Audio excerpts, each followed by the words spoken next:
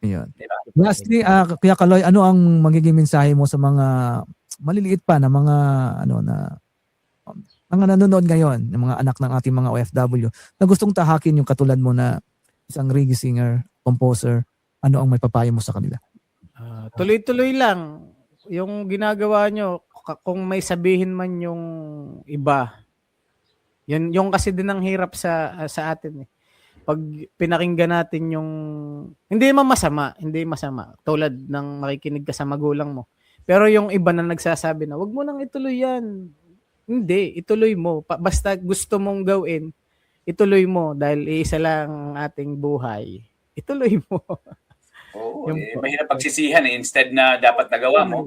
And basta every time na ginagawa mo yan, itodo mo. Para wala kang pagsisisihan. Hindi pa pwede ginanito ko. Sana pala ginanito ko. Walang sisihan.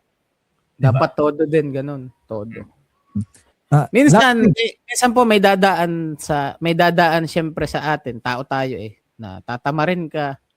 Correct. Pero wag mong aanuhin yung katamaran. Dapat talaga push lang ng push. Practice. Yan ang pinaka the best diyan, practice. Tapos down